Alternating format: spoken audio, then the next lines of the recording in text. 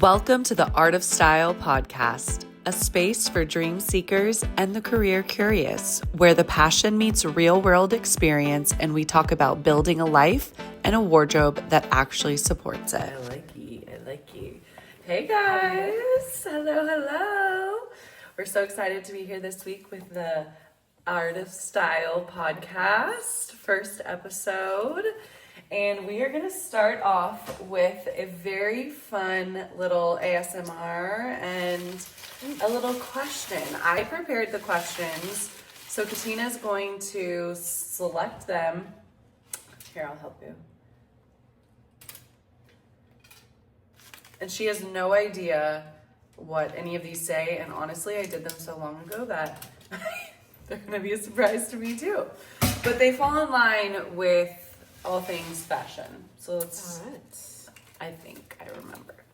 Ooh, this is really on point with our content from last week. If you want to reference, we do have some previous episodes, which we will put in the show notes. What is your favorite bra? Oh my gosh, what is my favorite bra is our first question.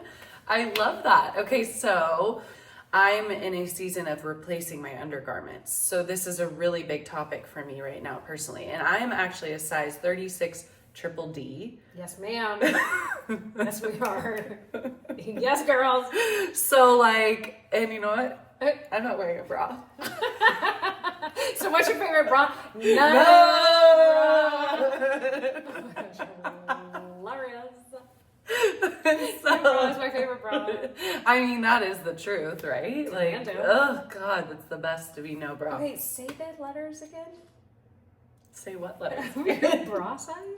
Oh, I was like, what letters? 36 triple D. Triple D. Mm-hmm. Or like an E. Okay. Did you know bras go that high? I do. Because I have a daughter who has a different width. What is it called? She's definitely smaller around than I am. Is also an E. Yeah, so that's a triple D. Which is why she is like always tell Ashley to just buy me. She goes, whenever I can afford Ashley, because Ashley is obviously a personal stylist. She said when she can afford you, she wants to hire you just for go out tops. Oh, that's a great thing that's a great thing to shop for, especially because she is a narrow like rib cage. She also said because she works too hard to shop at Goodwill. Oh. Interesting. Okay, so back to your favorite bra. My favorite bra is, I really do love the Chantel bras. I also love the Spanx bras.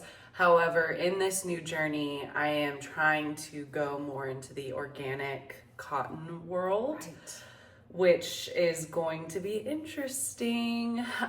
Personally, I do love having a full collection of bras. I believe in having like a demi cut, a black bra, a nude bra, an underwire, a push-up, a strapless, a racer back. I think a woman's bra collection is a big part of it's an investment. I also think how you launder them is really important. Hand wash, of course, lay flat to dry. Only specific laundering products. Call me what? Don't tell me you don't do that. You hand wash your bras? Yes, of course. Do you not? I've never. You've never a bra. If I pay $80 for like, Well, I don't pay $80, so that's our difference. Yeah, well, I think cost per wear. Okay. So basically, my bras are free because cost per wear. And then wear. when you do the sniff test, when you're like, oh, that's a good question. How often do I launder them? That's a great question. If I'm not sweating, I launder them probably only every 3 weeks.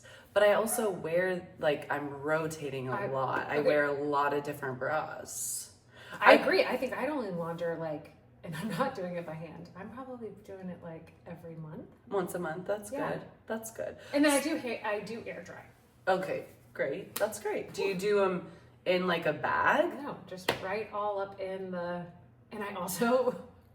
This is like confessions of busy women. I'm shook. I do whites and darks together. Okay, I do that too. Oh, and it's okay, so bad. No, it's so controversial. My mom gets anxiety when she sees it. But I don't care. Who has time for that? Who has time for This that? is really fascinating because we have been friends and coworkers and I didn't know that about for you. years, and I am a combo. I too. To the point where my sweet husband pulls out his white undergarment t-shirts, like what he wears under, he pulls them out on his own. Okay, that's funny. And his white handkerchiefs, and he launders those Himself. Oh my gosh. Okay, I will say my whites, like my true whites, typically don't make it past one wear because I stain them, then they become tie-dye. But if they do, I wash them with my sheets because my sheets are all white. Smart. So I definitely do not wash whites. But if it's white and black stripe, it's fine going in with the black jeans. Yeah. It doesn't, like, if you're doing it in cold, it doesn't matter anyway, right? I think I subscribe to that. If you're doing it in cold, it doesn't matter. But I also We're believe nature-loving girls, so, like, of course we're doing it in cold. always cold. So then what's happening with your mashup? I mean, unless it's like a denim. Well, some things just bleed. Some things just bleed. Like they do. They just are, especially now that I'm working with natural dyes, like tea dyed things, that bleeds a lot. But there was something I was just thinking about that I was wanting to say. Now I can't remember what it was, but it was, what I do not mix, towels and clothes. Towels need their own. They need their own little They need thing. The fiber going on is definitely, I'm trying to locate this. Miss Popular is getting a phone call. No, but you have children, so like make sure it's not them. I mean, it's one of them, but they're okay. Should you get it? Okay. Anywho, that's a fun first question. So they're all gonna be really interesting and like cool like that, I guess. You didn't ask me. Is it only one way? Is it No, only you tell one me. way? I'm so sorry. Yeah, tell me. Your favorite bra. The last one I got from Marshall's. Okay, Marshalls. Those little patooties just broke into the house. Oh, we have friends. Hello. Dakota. Uh-oh. Uh-oh. Okay. I can cut that part. It's okay. I think it was, you're going to giggle, I think it was an Izod. And I saw like real bra or a sports bra. It was a real one. Okay. Under Armour. Underwire. Okay. But Izod, isn't that What color is it? comparable? It's like Don't tell me it's white. pastel purple. Okay, that's cute. Pastel purple. And it just, what do you like about it? Like what? Hello. Hello. Oh my goodness. Oh my goodness. Okay. Enough of you all snuffing. Okay, lay down. We have little fur animals. Hi. Okay, we're definitely going to cut this out. But if we don't, I love that it, like, maybe they are paying homage to them being, were they originally a tennis brand? Izod? I do think it was, I mean, it definitely is something sporty. Okay, well, anyway, I just feel like it has like a little bit of More structure. And support. That's nice. Hi. Oh my goodness. Okay. We're talking about bras. Yes. Yes, you haven't gotten your first bra yet. Lay down. Hi. Hi, beautiful. Do you think you'll braid her? No. She's fixed. Oh, she's fixed. Okay. God, we went through like 3 periods though. It was. Oh, you probably were messy. It was a lot. Okay. Bye, girl. Okay, bye, girl. Okay, well, 8 minutes in, that's just our intro. Talking about interruption. Okay, so how has your spiritual journey gone the last week? Okay, have I talked about the sauna, my sauna obsession now? Not sauna. We talked about the meditating Okay, I'm with the doing the music face and in the morning. Okay, I'm also have added in on my everything shower days, making sure that I do a full 30 minutes in the sauna first before I commit to an everything shower. 30 minutes? It's a lot. It's a long time. I've built up to it over this last year, but as you can see, my hair is a recent blowout, as is yours. Looking delicious. But today was my schedule, like I was due for an everything shower. How often are you taking everything showers? Like once a week? Once a week. Yeah, that's, I feel like normal. Okay. I think that's normal. Okay. I mean, I don't have time for more than once a week. Shit. I mean, 30 minutes in this sauna, I was dripping sweat. Oh, yeah. Very squinty. My daughter would say. I love that. And is that your spiritual journey this week? I connected with and released a lot of toxins, which I'm hopeful you and I will replace in about 40 minutes. Good news. What? If you listened in last week, I was thinking, I didn't start. God. That's not very supportive. I was wondering, I forgot you're not going to be any fun for 75 days. 75 days. I am starting on the 8th. I have a very fun Sunday. I have a really fun event. Oh, you don't care about Super Bowl. Oh my God, I didn't even know it was Super Bowl. I literally don't give a shit. I don't even know who's playing in the Super Bowl. If you were to give me $100, I would be like, take it back. Good to know it's Sunday though. Mm-hmm. Okay, so tomorrow I have a really fun Galentine's event, and it's like kind of a networking thing. And then Saturday I have a birthday party for a new friend. So I just didn't really want to go into either of those events with limitations. And so I pushed it back to the 8th. And it still gives me 2 weeks of cushion until like my deadline of when I wanted to finish it. Okay. So I feel fine about it. So yeah, we can have a cocktail. Woo! So I didn't do great about that. That wasn't great. That was not a good health wellness. I actually have like really not been doing great. Like personally, I feel good and I'm happy, but like I keep watching the first episode again of our like 2026 ins and outs, and I'm like, procrastination, I can't quit it. I will quit it, but I have not yet quit it. And I just feel like all of the things that I like talked about are like really bubbled to the surface. And I'm like, okay. But one really positive thing I didn't do this week that I just would like a little. Oh, wait, let me hear it first. Okay, fair.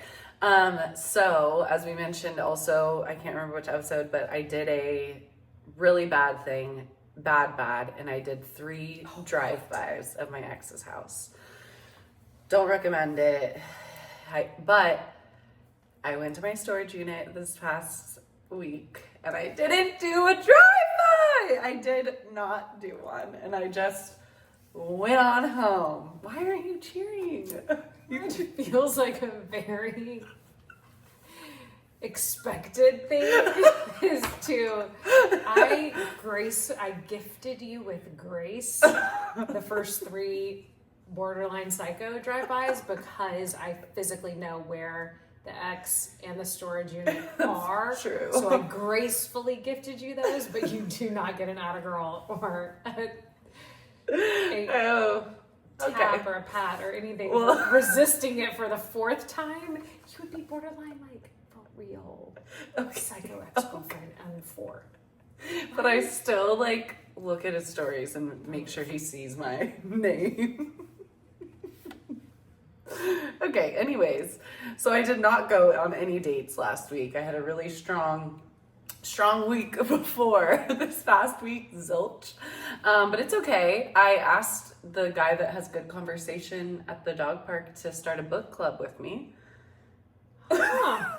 This is the one that asks good questions. Yeah. And I just said, because we have such different like wealths of knowledge. We both seem to be really intelligent, but are just on completely different ends of the spectrum. And we started talking about books a lot at the park recently. So I was like, what if we just like have a park book club and read the book at the same time? And now I think it's kind of going to be my new way of dating. Okay, by that invitation, he thinks you're going to be his future wife. Do you have any intention of doing so? Why did you invite him to be in a book club with you, though? I don't think he thinks that. I said no because I don't think he thinks that. And he was very surprised. He was like, wait, is this going to be my future wife? Because like nobody would invite me personally, solo, to join a one-on-one book club. His second question, first was obviously like, what book are we reading? Second was, who's in this book club? And I was like, oh, just us. Exhibit A. And Exhibit B. Exhibit A was the fact that he was shocked. He was shocked. Exhibit B was his question of who else is in this, because if it's just you and me, that's... Am I the weird dog? I told you. I'm not okay. I'm nodding. If you're not watching this, I just nodded my head enthusiastically. Yes, you're the weird one. Okay. Oh my God. Ashley, you have He's so sweet though. zillion people in your life that you could get invited to a book club. You could get added into one. He sold his company. Like, he clearly knows some stuff. I don't know. He also has great hair. Do you want to be his wife? I'd like to find out. Okay. Oh, okay. Well, that's what he wants to know too. That's what he's like. Wait, is this a wifey? And he's the one that loves Brethren really well. What has he given the ick? Or y'all just aren't even like? No, he hasn't really given any icks. The only thing I would say is really tacky of me. He has awful shoes. How did you know that's what? Well, not that he has awful shoes, but like he wears the same workout pants almost every day to the dog park. Does he have a dog park outfit like you do? Yes. Because you I have like dog 12 dog shoes. park outfits. Okay. Yeah, seems to only have like one. He only has one. Okay, well that feels like a gender appropriate. Yeah. Yeah. Yeah. I did host in my new place, which felt like a big deal. This book club, I know. We gotta what are y'all reading again? Sorry. No, I told him he could pick.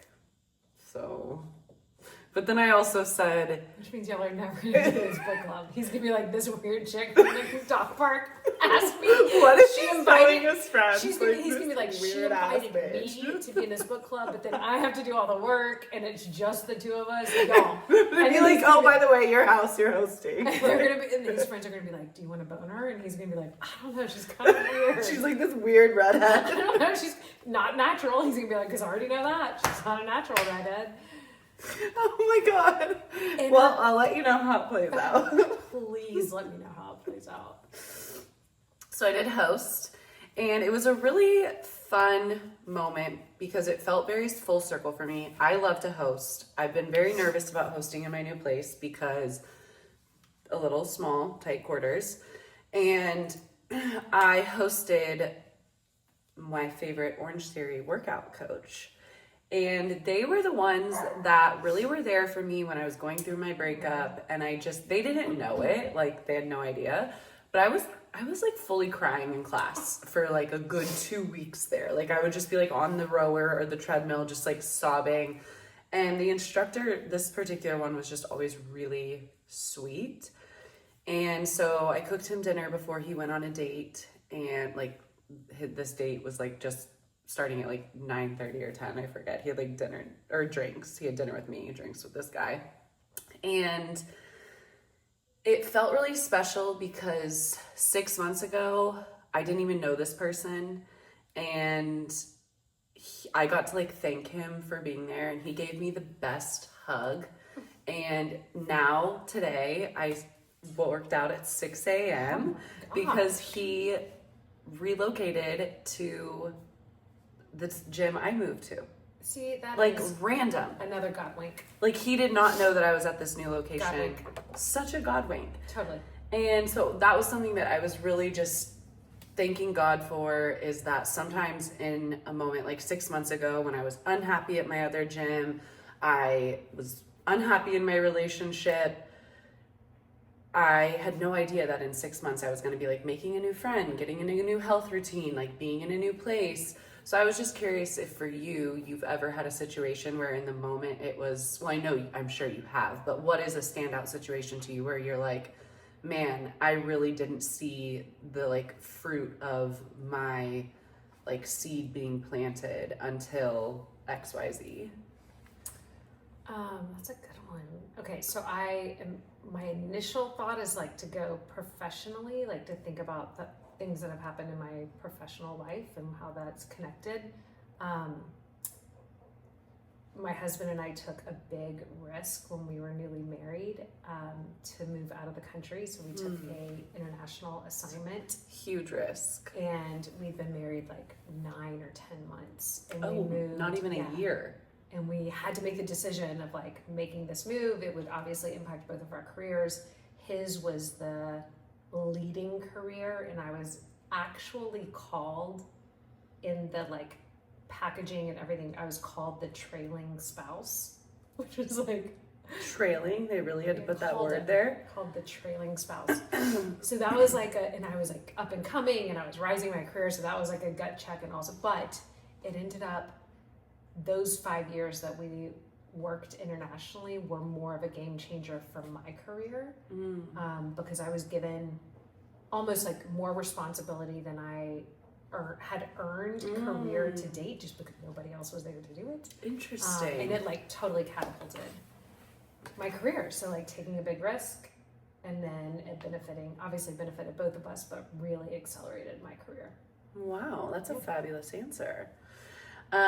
Okay, so this is also a really silly thing, kind of wrapping up the story of hosting at home. When he opened my fridge, he called me an almond mom. I thought only Nina made that up. It's like a No, I guess it's like a thing. He's definitely like way younger than me. He's way cool. He is of the scene. So I mean, I'm like going to bed and like cleaning my kitchen. He's like, "Bye, queen, I'm going out." I'm like, "You're so fabulous." he said you're an almond mom. No, he literally opened my fridge and he was like, "Oh, you're an almond mom." And then when I served him the butter, he was like, "Did you make this butter?" And I was like, "What? Why?" And he was like, "Well, it's not in a plastic tub. It's in like a porcelain." And I was like, "Aesthetics, duh. The plastic does not go in my fridge." And so I move it to a different thing. And you're like, does this body earn its way to having the moniker of almond mom? I couldn't believe it. When he said that, I was like, "What the hell?" Okay, listeners, almond moms are considered to be women who have one singular almond Yeah, a day. a day. But also like loosely, like it's like a health queen. I think so. It's like, okay. I think it's like a healthy, makes me like feel better you're about that. very like regimen with your diet. You don't eat processed things, which if you were to open my fridge, you would. Okay, think that makes me feel better. Then yes, we're almond moms. I think it's like kind of a compliment. I thought it was like you had a major eating disorder. Maybe we should fact check I know. this. But no, that's good. I Now- mean, also checks out with my refrigerator because it's only like condiments. So it could mean the same thing. But you had sent me home with a lot of food that week. And so there was food in the fridge. of what you served. Okay, yeah, I did. Which is also a routine of mine. I love to serve people things that Katina cooked. I didn't even tell him. I just owned it. I did make the salmon though, so did something. Okay, so for our next segment, I really respect Katina as a mentor. We have worked together. I worked for her, reported directly to her. And a lot of times, well, even today, hopefully after one beer, I can have you for real look at a work issue. But a lot of times I will give Katina, like, just, hey, can I just run this by you? So I thought it would be really fun to have a think tank, just kind of like a problem solving. And maybe some days you will come. Yeah. But I'm sure I will always come with a problem for us to solve. So I had a new client start last week. And my challenge was I did not present the accurate numbers in the fitting. So meaning the invoice numbers, which were on the fly, we're in the fitting, we're trying on. I'm trying a new experience with my receipts where I prepare the invoice prior to the fitting. So in the fitting, if somebody's like, how much was this item? I can tell them. And 90% of my clients give me a budget, don't care how it's used. And then I have a very small 10%, probably even smaller than that do want to know down to like basically the penny, how much each thing is. And I think it's just how different people like to shop. Like this particular client loves a bargain. So she doesn't want to pay $5 more if it's $5 less, which I respect and understand. And so my question for you is, how do I approach that? Because when I make a mistake, I have made the decision today that when I was correcting her invoice, that I would eat that mistake. But it looks like it's about a not tragic, but it looks like it's about $120 error on only a $500 invoice. So the percentage was really high, but it was one receipt I messed up. But my receipts are so big that it's easy to do. So as a client, do you want to know the truth and say, but it's my cost, I just wanted to give you an accurate read on what we did actually spend because I know it's important to you? Or do I just brush it under the rug, chalk it up as a learning experience, don't let the client even know because she's a new invoice, so I don't want her to not trust me and be like, can you not do math? But normally I don't do math and fittings, so I I just like went above my skis a little bit. Okay, this is a loaded one. This is a juicy one. It is, and I'm sensitive to it because it's people's money. Okay, first of all, I'm going to say things so I can remember what. So like invoicing process and then concessions. So your invoicing process that you just walked us through is for Ashley's styling business under Art of Style. And so when clients are coming to you, you just told us that maybe even less than 10% of your clients are looking for a like detailed out. Yet you feel like you're doing this work, you're invoicing ahead of time, even though it's less than 10% of your clients need this thing. Well, the way I break out an invoice, I have to do for tax purposes to be able to show what is not an earning. So that will always get done. Right. But the piece of the puzzle that I was trying to close was, I guess I have a really bad habit of not sending out an invoice. So I'm holding myself to a standard of 24 hours within the fitting, get them their invoice. So you were trying to do that ahead of time. Well, I came in prepared, but what is not allotted for is the returns. So I did the math in real time based on like what she said she wasn't keeping. And then I wasn't able to do the returns for a few days. And then when I actually did the returns and did the math, like all my taxes were off and percentages off and discounts, because it's like, oh, if you buy 5 items, it's 30% off. If you only buy 2 items, it's 25% off type things. Okay. So I know, I think the overarching question for people to receive it in a way that could pertain to your careers is basically I made an accounting error. It's at the loss of the company. It's in the favor of the client. As a small business, do I eat it and keep my mouth shut? Or do I say something to the client, still eat it, not ask them to pay it, but keep them, aware? Because that's their desired invoicing style for my services. Yeah, okay. And then let me not answer that directly, but then talk about concessions. So concessions you want to think about as like an account, like a business category of when clients are at risk, when they are obviously upset, they're at risk, or they are ending a contract with you, or they're at the end of whatever life cycle. You should be allocating a certain dollar amount for your business where you can apply a concession, either to retain them, to keep, like you spent marketing dollars to go acquire them. Then you have a bucket of concession dollars to retain them or to keep them from being at risk. So that's kind of how I want you to think about concessions. Okay. However, though, this doesn't feel like it would fall into a concession. A concession would be like, you did communicate her the really, she was like, well, now I'm feeling like I've lost trust in you, or like maybe she's questioning your ability. And then she's like, okay, Ashley, I'm good. I don't want to do anything else. A concession bucket would be where you would pull to then go try to keep her happy. Well, right now she doesn't know anything's going on. Yeah.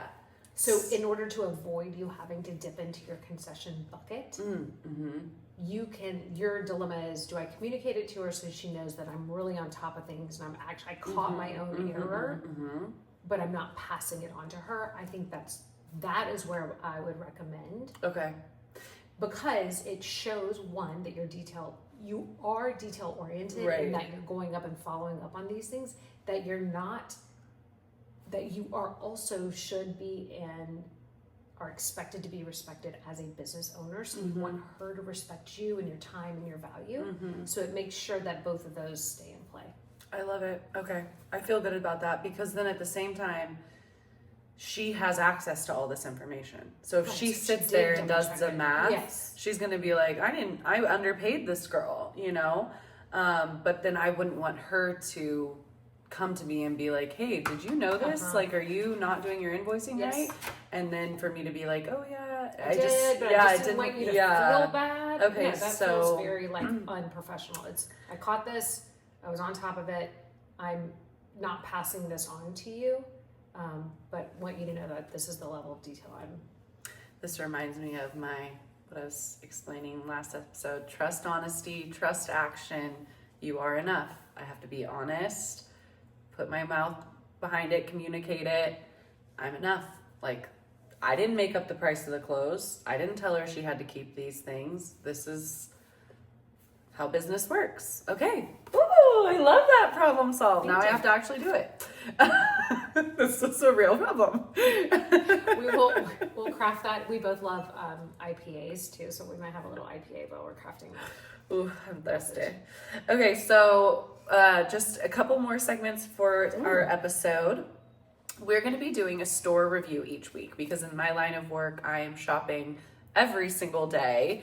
And I know there's a lot of links and places to grab information from, but in an uninfluenced way, I would like to give my authentic opinion as an expert in the industry. I have been personal shopping for individuals for 13 years.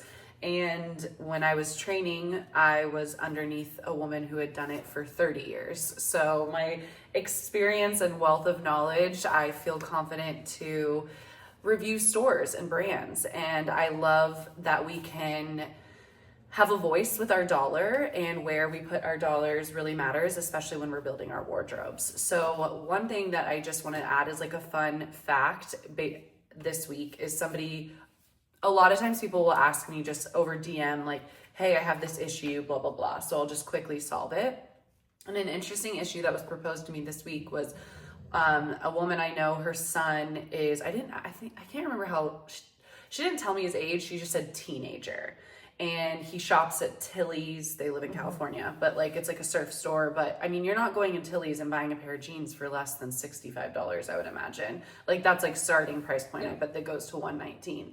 But I suggested to her to go to, she was like, he needs new stuff. He's growing like crazy. He wants to wear what's all trendy. I'm trying to coach him, blah, blah, blah, blah. And when we go to Tilly's, we just get in these arguments. I don't want to spend $600 on like 5 items for him. And I suggested they go to not necessarily a Goodwill, because I do know some kids like will turn up their nose at that, but a secondhand clothing store. Because number one, they can explore different brands that don't have this barrier of entry. Like for example, I love White House Black Market. Somebody like Nina may not think it's cool to like go into a White House Black Market and be like, that's like for older women or, you know, something like that. But if you're in a secondhand store, you see it there, you can try it on. It allows you to break barriers of particular brands. You can also curate from a lot of different brands, and you can try trends at a fraction of the price. And then if you curate a lot from one particular brand, you know that's somewhere that maybe you would be willing to pay full price at. So that was just an interesting thing that came across my DMs this week. The store, ironically, that I did use in the example that I wanted to review this week is White House Black Market. Ooh. And I think we even may have talked about it last week. I wanted it to be my highlight store of the week this week because it gets such a bad rep. I am rooting for the underdog. White House Black Market used to be only white and black product. Like when I was in middle school, it was only white and black. Like you would go in the store and that's what it is. They have completely changed the way that they design. They have the sexiest cuts for women. I'm talking like angled pockets, good stitching, good seams, cinched waist. They have so many cute denim dresses right now. Like, honestly, Nina would look fabulous in half the denim dresses that they have because they're like good V-necks, good waist. They just know how to design. Maybe that's what it is for a woman with curves. Maybe that's what it is now that I'm like talking about it, because all the women that I shop for there have curves. But I feel like it's also really hard for me to find things at a contemporary price point, meaning like $200 for a blazer, $100 for a pair of jeans, $100 for a blouse. Like, that seems to be a very hard price point. I'm either shopping really cheap, crap shit from Target, H&M, Zara, whatever, which I don't shop those, but those are options. Or we're going like $400 for a blouse at Veronica Beard. Right. And so it's like that middle tier that I struggle with. And so what I'll do is I'll go to Nordstrom Rack and places like that. But White House Black Market, at Nordstrom Rack and those places, you're just gonna get just basics. White House Black Market has sexy, like a signature, sexy cuts. Yeah, they've got like cowl necks. They have fun prints. They have sparkles. I got the coolest denim jacket for my client last week that has like all these like tasteful like embellishments on it. Cinched waist. It's so cute. And this like crazy cool bomber jacket with like this really cool cinched or cropped belted waist. Dark rich indigo denim, these like gray moto jeans. Like, we had a little Beano, and the t-shirts are fantastic. You know, they're $47, but cost per wear, they're good quality. So the details are there, the fabrics are fantastic, cuts are beautiful, shoes, great shoes. Shoes at White House. Yes, they have such cute shoes. I have not been in there since 2002. I believe that, and probably everybody on here is like, this girl's crazy, but like, I buy so much stuff there for clients, and a lot of them will turn their nose up there, so that's why I wanted it to be our first feature, because I believe in it. And also their jewelry, great. Well, you heard it here, ladies. We're headed to White House Black Market. Yeah, all of us. Okay, so to close this out, we're gonna do our silly purchases of the week. This is a fun segment that we touch on each week because like I said, I'm a personal shopper, but I also I'm very much so suffering from conveyor belt consumerism. I just buy. Last week was really bad. This week I was a little bit better. How are you this week? I had nothing to offer. Oh, really? You were a good girl. I was good this week. When was it that you sent me that picture of you with all the shopping bags? That was last week. Oh. I'm going to bring those forward. I know. I did do some returns. You did? Yeah. It's okay. Because I bought I bought like 3 pairs of shoes at full retail price. Like, who are you? I don't. I was gonna. It was from Steve Madden, so I was gonna say. Okay. Is that a comment? Is that why I returned them? Probably. Yeah. Because I got home and then I was like sat on them for like 7 days. I actually was gonna wait and see if you. And then I was just like, no, I did. I had buyer's remorse. They go back. So I don't want to like totally bash the store, but it feels like they are way overpriced. Oh. Are they?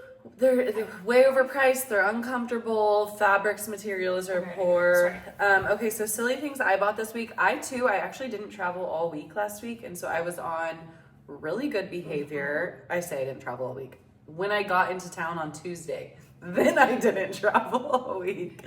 But I bought such expensive chocolate at Central Market this week that when I got home, tell me about the buyer's remorse. Oh my God. And then I was too embarrassed.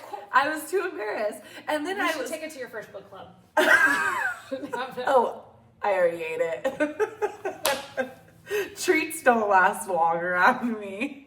But so that was stupid. And I also bought it for my workout teacher. And of course he was like, I don't need sugar. And I was like, oh, that's why you look like a chiseled god. Got it. Okay, so that was silly. And then, oh boy, this is like so bad. And you're gonna fall to your chair and die. The only other silly thing I bought this week that I can remember, McDonald's. No. I am deceased. I don't know. Deceased. I think we like switched bodies. We freaking friended it this past week. What? I haven't eaten McDonald's in truly, I don't know, a decade maybe. If not, well, probably. I know actually the last time I ate it, I was in a relationship, and I know exactly who took me there. But I was guess. Wait, breakfast or lunch? Lunch. Can I? Yeah, you can guess what I ate. Of course. Did you go combo meal or a la carte? Combo. Okay. If I'm there, I'm gonna go be there. I'm gonna say a 10-count fries and a Sprite. No, completely wrong. 3-count chicken strip with a Dr. Pepper. And how did it slap? It was I felt really sick the next day, but I was so hungry, and I don't even remember now where I was, but I must have been. At least review the French fry for us. For a girl who hasn't been to McDonald's in decades. You know, I like a bougie French fry. You do. I like a truffle fry. Like I want like a shoestring. No, I want even skinnier. Shoestring You shaped are an arm mom, so. truffle. Yeah. I'm the newest almond mom. Okay, well that is that's our show. Art of Style episode. We hope you guys enjoyed it. We would love to also hear maybe your opinion on the problem solving, and if you have anything that you would like to share that when you were going through it didn't feel like it was right, it was really hard, but then now you're on the other side of it and it changed a lot of things. So thanks for tuning in. Of course, we had to make the podcast shoppable. Each week, we're going to feature a brand or a store, and then we may have some other products that we talk about. So in the Art of Style catalog, you can actually shop these items. If there's something you like, click on the item and it will redirect you to the retailer's website to make the transaction there. Need a little extra help picking out a size or a color? Book at least 1 hour with Art of Style services and get 1 hour free for being a podcast listener.